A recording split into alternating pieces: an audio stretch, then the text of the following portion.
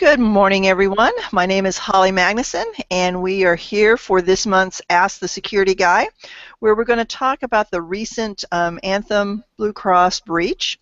But before we get started and I turn it over to Sean, just a couple of things to think about. If you have questions, you can use the Q&A app that you should be able to see on the right-hand side of the screen if you have a Google app or Google Plus account set up. If you don't see the Q&A, can't access it, you can also call extension 2005. That's going to take you to voicemail, and just leave your question. Speak clearly and concisely so that the transcript comes through cleanly and I can read it and not have to listen to it. But again, a couple of different ways for you to ask questions. So with that, I'm going to turn it over to Sean Corman. And first question is, what exactly happened? So we've heard in the news about the Anthem data breach. It's been in the Wall Street Journal. It's been on the news. And to give a brief overview of what happened and what was lost, someone broke in to Anthem's systems, essentially, got into their key databases, their customer databases, but also their employee databases. So the data that was lost comes up to about, well, to use Anthem's numbers, it's 78,800,000 individual people. Now, that's customers and employees of Anthem. That included Social Security number, name, address, phone number, email, income level, and employment. As of right now, no medical data was lost. So claim data with specifics about what was being claimed or anything like that. That data appears to be safe.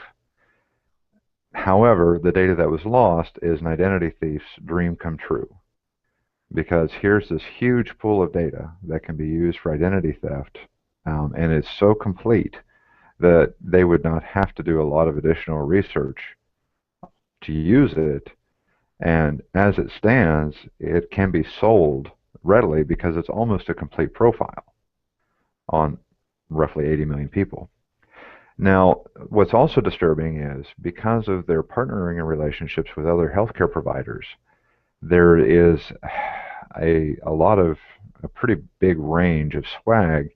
There's an additional 8.8 million to 18 million additional records that were lost, and those are from reciprocal agreements with other carriers. And that encompasses the same data sets.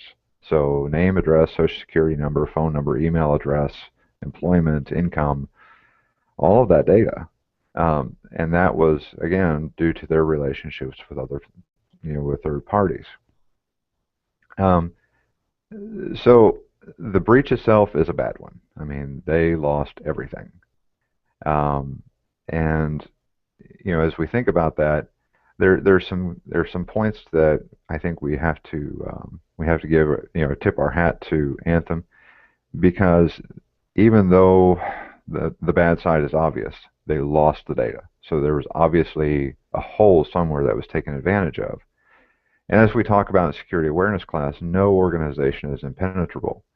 So what we don't know right now is, was it a hole that was just there out of negligence, or was it something that, a vulnerability that was very carefully exploited, that really couldn't have been avoided or not easily avoided. There's just those, we don't know that yet. What we do know is that Anthem's incident response was actually quite good. They got out in front of this. They were well within the 60-day window for reporting. They pulled in private consulting firms to help identify the breach and do remediation.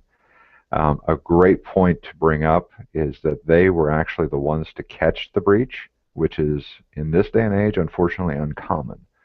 All too often, these breaches are reported by the media or third parties back to the person who was breached, or the entity that was breached. So this is kind of a refreshing thing to see in some light, because they actually caught it themselves. They were forthright about it and got out in front of it, reported it to the federal government.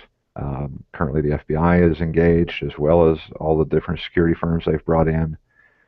And they immediately set up a web page for their customers.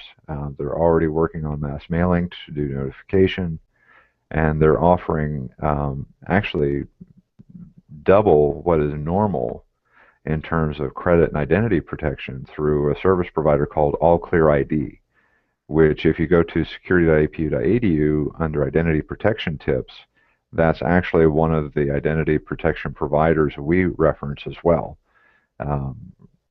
So they're a recognized provider for that type of service.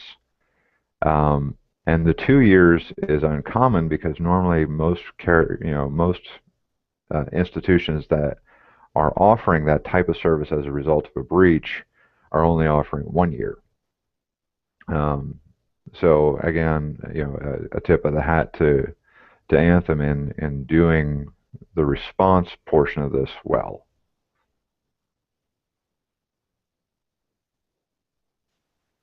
So I guess, I mean, that's good news in that they are trying to take care of their customers.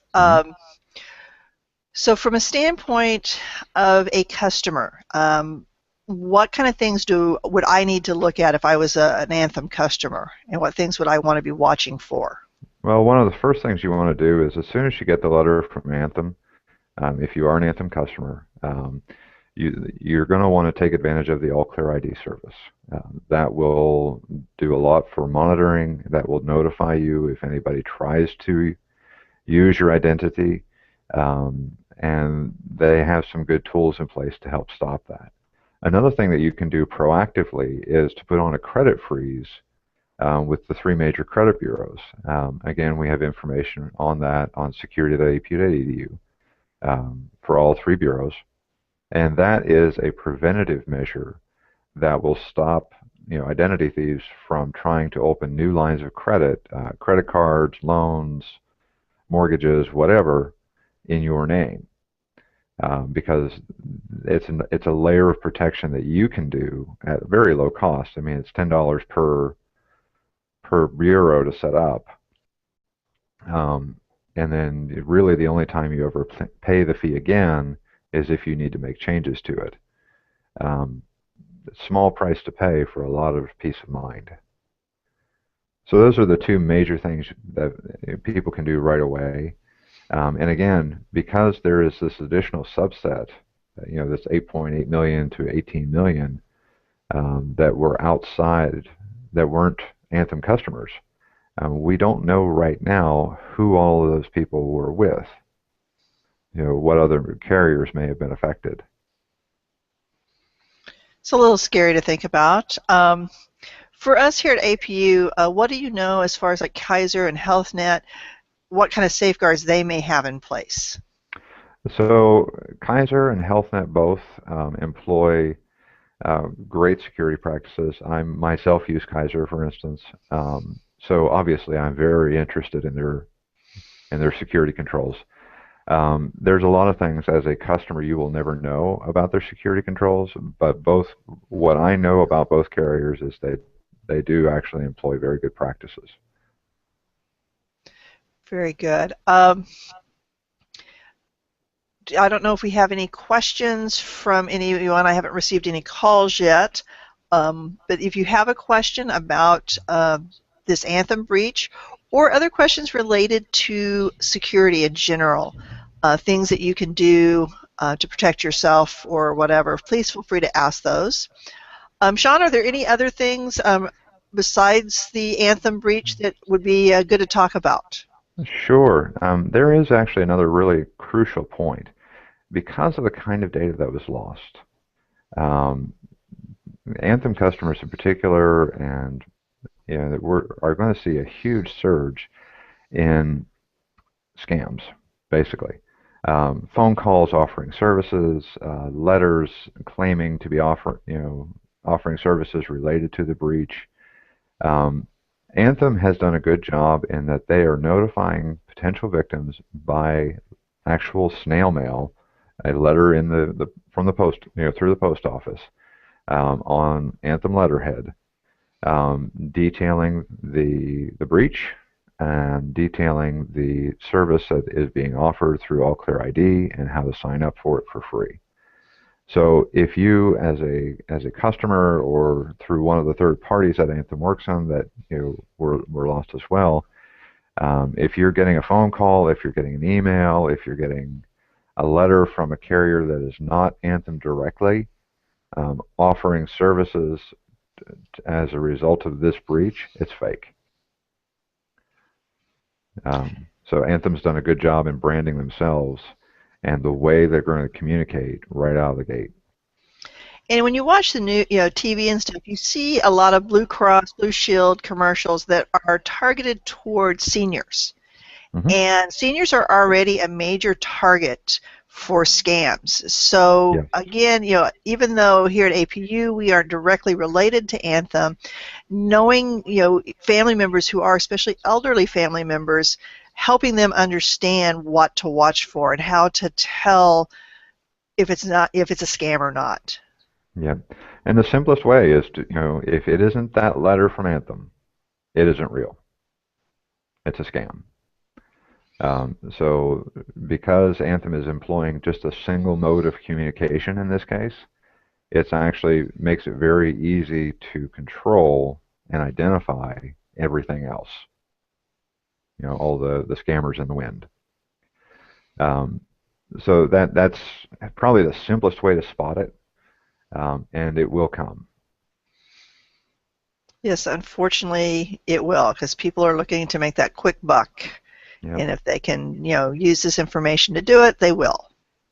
So I've also heard some talk in the news, and not all, and this is probably more on the geeky tech side, but about prevention. What could Anthem have done to stop this?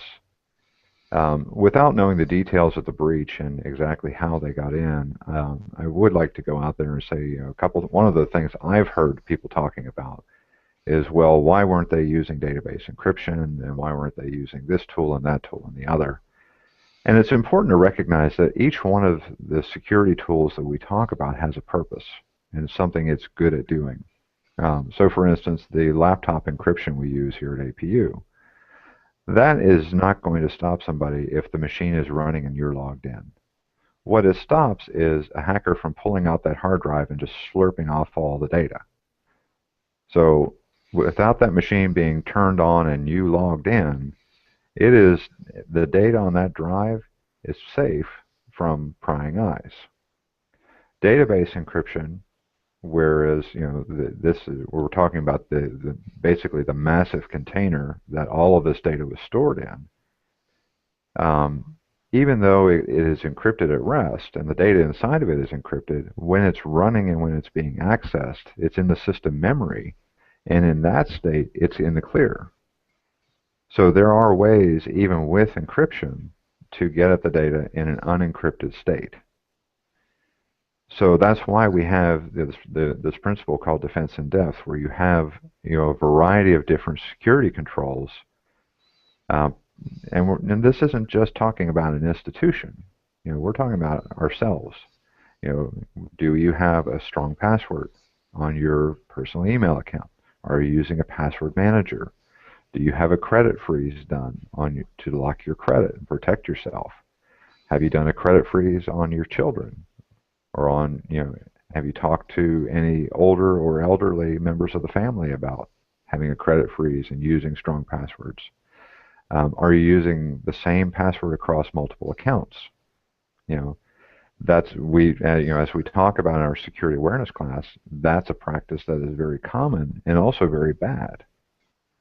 Because if I can guess one password, chances are I'll be able to guess the rest of them because you use the same one or a variation of it. And helping people to identify, what is your single most important account? Well, it's your personal email, because that's where everything else hangs off of. That's where your password reset emails are going to go to. And so even if I don't know the password to, a variety of your other services, if I find out the password for your personal email, chances are I can just go through the password reset process for the services that I find listed in your email that you may have never deleted. Yep. So there's, when we talk about security and we talk about defense in depth, it's really, it's not just about companies. It's not just about institutions. It's about people, you know, because the practices that we employ ourselves are the things we bring to work with us. Yeah, it's that idea of layers of protection that we've talked about. And having those different passwords and the password manager to take care of all of that for me has just been golden. Oh, I'm the same. I mean, like I mentioned before, I'm close to 400 unique user IDs and passwords in mine. Not only can I not remember all those, I don't want to. No. I only have a couple of hundred, and I'm the same way. I don't, I remember about 3. Right. So. And that's the goal. I mean, you remember your password manager, the one to your computer, and your personal email account. And let the password manager take care of the rest. And then as long as you're using good, strong, long passphrases, which have the benefit of being very easy to type, being easy to remember, because they're a phrase. They make sense. There's something that makes sense to us logically to remember. And that could be a Bible verse. It could be part of a lyrics to a song. It could be an old saying that is unique to you or that you grew up with, but something that's not going to be easy for someone to research. I'm not going to find it if I peruse all your posts on social media, or if I Google your name and do some research on you. It's information I'm not going to find readily. Yeah. Do you recommend the practice of Googling yourself from time to time? I do it all the time. So do I, but I just thought I was vain. So. Yeah. No, it's always good to know what's out there about you, because you never know what friends or family may have published. In my particular case, there are actually 2 other Sean Cormans in the country, one in Texas and one in Ohio. So I have to be thoughtful about what's being published about them as well. I've actually, on my personal Twitter account, I got a rather scathing tweet from a student of the Sean Corman in Ohio. Apparently, he's an art history professor. And his student was none too happy with him and took it out on me. Nice. Yeah, there's a couple of Holly Magnussons out there, and there's actually one who has the same middle name as I do, and that was a little weird. Yeah. Especially when I saw that she was arrested for grand theft auto. So. Well, you were in the back of a police cruiser not too long ago. This is true. Yeah, that's another story for another day. We do have a question that just came in, asking more about the password manager. And what should I use as a password manager if I don't have one? So we recommend, here at APU, there are 2 that we recommend that Holly and I use and that I've vetted thoroughly. There are a number of good ones on the market, by the way. The 2 that I recommend are LastPass and Dashlane, and you can find references to both of those on security.apu.edu. And if you're unfamiliar with the process, please feel free to contact us, either at iso@apu.edu, or you can contact the support desk and they'll be able to help you as well. But it's the idea of keeping all of those passwords in a secure location, to the degree that the companies that offer the service cannot access your data ever.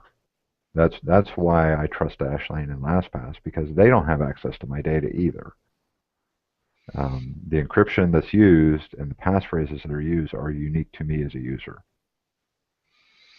Yeah, and you always want to remember that password for your password manager, because if you can't come up with the right password, they wipe it clean. They'll give it back to you with your email address still intact, but all the data will be wiped away. But it's a great tool. I know. You went through that process with Dashlane, didn't you? Yes, I did, because I had used Dashlane, decided to try out LastPass, and then Dashlane offered me a premium account for life, and so I went back to Dashlane, and I could not for the life of me remember my password. But I wanted to use that same email account that I had, And so when it was all said and done, I had the email account and absolutely no passwords, nothing left inside of the account. Right. Which thankfully LastPass has a very good export file, and so it took all of a minute and a half to restore everything. But yeah, they're a great tool. Yeah, absolutely. One of the things I noticed with LastPass recently as I was looking around at the features it offers, there is, with the premium version that, again, costs a whole $12 a year, there is a basic identity protection service that does, it's just simple credit monitoring, really. Mm-hmm. But something's better than nothing, and to have it built right in is a handy thing. I know I've also started using Credit Karma recently to keep track of what's going on with my credit report. So, I mean, there's a number of tools that are available that are free or very low cost. And also for AAA members, you can get a level of, I think it's Protect My ID, where they also will monitor your credit, and that's another great tool. And like I said, you're already paying for your AAA membership, and it's included. Yep. So, I mean, to go back to Anthem a little bit, it's real easy to look at Target and look at Home Depot and look at all of the major breaches that have happened in the past year. And some of them were avoidable, some of them were still avoidable, but less so. In the case of Sony, that was actually just a really good hack. But all of them could have been avoided to a degree. And the reason I say to a degree is because at the end of the day, no matter how many security controls you have in place, if someone is bound and determined to get in, they will. No security system is impenetrable. But that's why we have layers of defense. It's similar to the idea of a bulletproof vest, where you have these, a lot of thin layers of fabric stacked. So if a bullet hits it, it's going to go through some, yes, but not all. Because at the end of the day, if it goes through all, you've got other problems. The same is true, though, when we talk about institutional security and personal security, is we build these layers of defense around our identities, around our emails, around those critical things to us. And the idea is that an attacker either will get through some of those layers and will see them and stop them, or better yet, they'll find you annoying enough and just go somewhere else and find someone easier to pick on. Yeah, and that's why here at APU, we have the security awareness training. If you're interested, we would come and do one for your department. We come to classrooms, whatever, because what we're seeing a lot of here at APU are the phishing, trying to get your username and password. And recently, there's been some very successful ones with attachments, or it looks like a PDF when it's then prompts you for your username and password. I received one last night that basically told me that I was going to need to enter my username and password to access the file.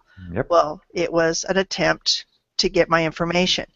And so we encourage you, don't just quickly enter your username and password once you're already in your Gmail. Because when you do that, you're giving them your credentials, because we have single sign-on, and the ramifications could be devastating. Right, because once you've authenticated, you've authenticated.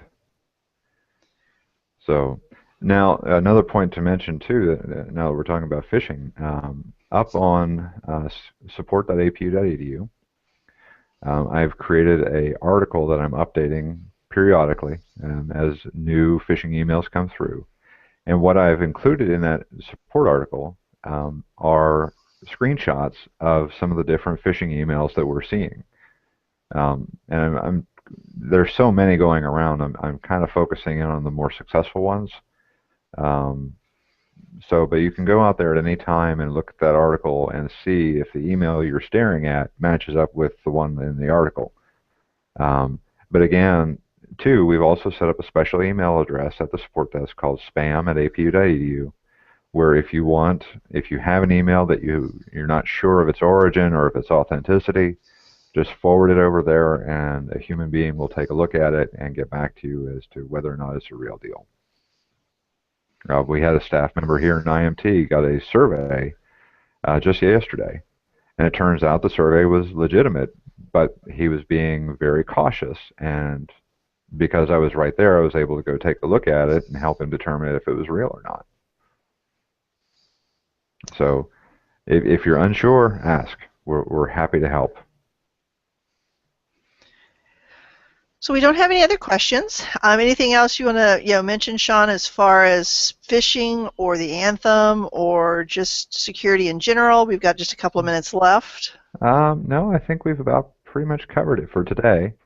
I'll be updating security.apu.edu as more information comes from the Anthem breach. But right now we're waiting to see what they're going to find out and report.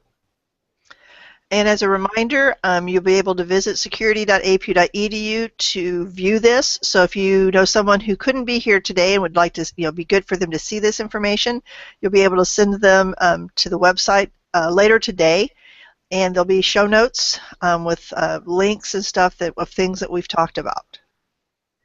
Okay. So thank you guys for joining us, and have a great day. We'll see you next month. All right. See you later. Bye-bye.